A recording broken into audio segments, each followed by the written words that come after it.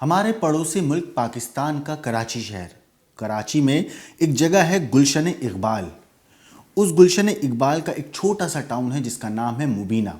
वहाँ पर एक शख्स रहता था जिसका नाम था आशिक हुसैन। उसकी बीवी थी नरगिस। ये दोनों एक वीरान पड़े स्कूल में अपने 6 बच्चों के साथ रहते थे। वीरान इसलिए क्योंकि ये स्कूल एक ऐसी जगह था जहाँ कोई आता जाता नहीं था, और शायद यही वजह थी कि स्कूल के मालिक ने वो स्कूल को बंद कर दिया था।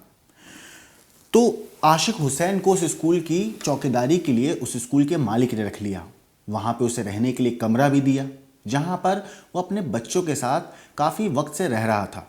मगर 13 अप्रैल 2022 को कुछ ऐसा हुआ जिसके बाद वो स्कूल मीडिया की सुर्खियों में बन गया। दरअसल 13 अप्रैल 2022 की सुबह करीब 3 बजे उस स्कूल के कमरे में आशिक हुसैन के बच्चे सो रहे थे। इतने में उसकी बड़ी बेटी, जिसकी उम्र करीब 15 साल थी, उसको किसी के चीखने की आवाज़ सुनाई दी। बेटी घबरा कर उठी तो वो उस कमरे की तरफ गई जहाँ से चीखने की आवाज़ें आ रही थीं। बेटी डर के मारे सहमी हुई उस कमरे की तरफ जाती है। उस कमरे के बाहर एक छेद था। उस छेद में से जब वो लड़की झांक कर देखती है तो उसके रोंगटे खड़े हो जाते हैं, क्योंकि वो देखती है कि उसका अपना पिता, उसकी माँ नरगिस का मुंह तकिए से दबा रहा है और उसकी माँ धीमी आवाज़ में चीख रही है, मानो जैसे हल्के हल्के उसके जिस्म से उसकी रूह निकल रही थी। वो तड़प रही थी, मचल रही थी, और उधर उसका जो पति था और उसका जो पिता था वो उसकी आंखों के सामने उनकी माँ को मौत की नींद सुला रहा था। कुछ देर लगी और फिर उसके बाद नरगिस की मौत हो गई। ये देखकर, वो मंजर देखकर वो 15 साल की लड़की बेहोश होकर वहाँ पे गिर जाती है। कुछ देर के बाद उस लड़की की आंख खुलती है। उसे लगता है कि शायद ये एक सपना था, मगर जब वो सही तरह जागती है और अपने होश में आती है तो उसे फिर पता चलता है कि ये सपना नहीं, ये हकीकत थी। अभी कुछ देर पहले ही उसके पिता ने उसकी माँ को मौत की नींद सुला दिया है। वो डर के मारे उस कमरे में जाती है जहाँ उसके बाकी भाई बहन सो रहे थे। वो कमरे में जाने के बाद अपने भाई बहनों को उठाती है। वो बताती है कि कैसे थोड़ी देर पहले उसके पिता ने उन लोगों की माँ को मौत की नींद सुलाया। डर से घबराए हुए बच्चे उस कमरे से बाहर निकल के उस तरफ जाते हैं जहाँ उनकी माँ की मौत हुई थी, मगर उनकी जो बड़ी बहन थी जिसने अपने पिता को हत्या करते हुए देखा था, वो उन बच्चों से बोलती है कि तुम कैफेटेरिया में रुको, मैं अभी देख कर आती हूँ।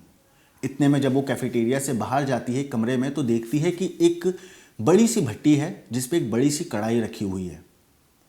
वहाँ पे उनका पिता खून से लथपथ हालत में खड़ा हुआ है। जब वो उसके पास पहुँचते हैं तो देखती है वो कि उसके पिता के पूरे जिस्म पे खून है और उस कढ़ाई के बराबर में एक पैर रखा हुआ है, किसी इंसान का कटा हुआ। इतने में जो आशिक हुसैन था वो अपनी बेटी को ऐसे झांकते हुए देख लेता है। बेटी घबरा जाती है। इतने में सुबह तो हो ही चुकी थी। वो बेटी फौरन स्कूल के बाहर जाती है। वो वहाँ पे कुछ लोग जा रहे हो तो उनको बताती है कि उनके पिता ने कैसे उनकी माँ को मौत की नींद सुला दिया। जिन लोगों को बताती है वो फौरन इस बात की जानकारी पुलिस को देते हैं। पुलिस मौका वारदात पर पहुंचती है। जब वो स्कूल में पहुंचते हैं तो देखते हैं कि वहाँ से आशिक हुसैन तो अपने बच्चों के साथ वहाँ से फरार हो गया था। अपने साथ 3 बच्चों को लेकर वो वहाँ से भाग जाता है। बड़ी बेटी पुलिस के साथ वहाँ स्कूल में पहुँचती है तो फिर वो उसके बाद वो उस जगह लेके जाती है जहाँ भट्टी में उस लड़की ने एक बड़ी सी कढ़ाई देखी थी। जब पुलिस वाले उस कढ़ाई का ढक्कन खोलते हैं तो उनके भी पैरों तले ज़मीन खिसक जाती है, क्योंकि उस कढ़ाई में नरगिस की कटी हुई लाश पड़ी हुई थी।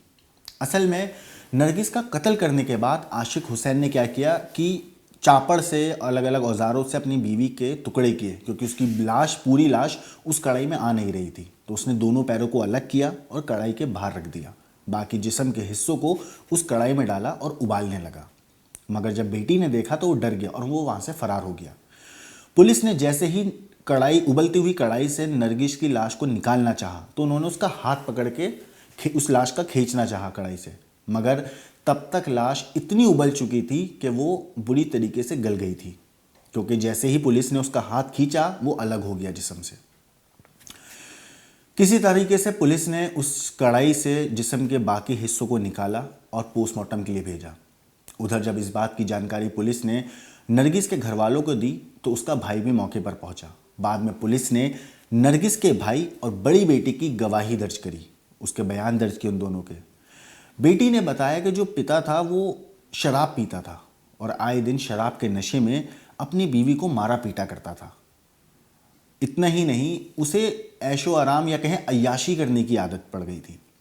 तो वो अपनी बीवी को जिस्म फरोशी के काले धंधे में उतारना चाहता था। वो चाहता था कि उसकी बीवी जिस्म फरोशी करे और वो उससे पैसे ले और उसके बाद वो शराब पिए, अपनी ज़िंदगी में अय्याशी करे।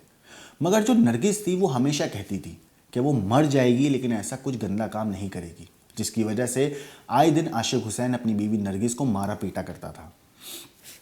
वो अपने दोस्तों को स्कूल में बुलाता और अपनी बीवी से कहता कि वो उसके दोस्तों के साथ रात गुजारे, मगर नरगिस इस बात से लगातार इनकार करती। वो फिर वो यही बात दोहराती कि वो मर जाएगी लेकिन गलत काम नहीं करेगी। और एक दिन हुआ भी कुछ ऐसा ही कि आशिक हुसैन ने अपने हाथों अपनी बीवी को मार के उसके जिस्म के टुकड़े करे और कढ़ाई में डालकर उबाल दिया। इस पूरे मामले पर जब ये पूरी खबर बाहर आई थी तो जो इस केस के इंचार्ज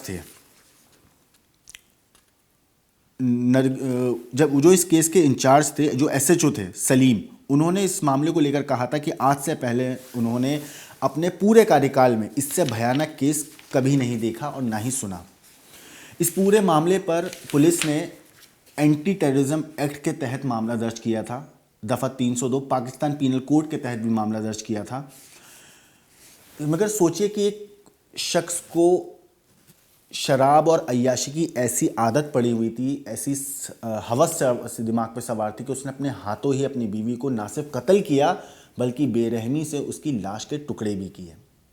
इस कहानी के ऊपर आपका क्या कहना है, आपका क्या सोचना है, हमें कमेंट करके ज़रूर बताएं। बाकी देश और दुनिया की क्राइम की खबरों के लिए देखते रहिए क्राइम तक।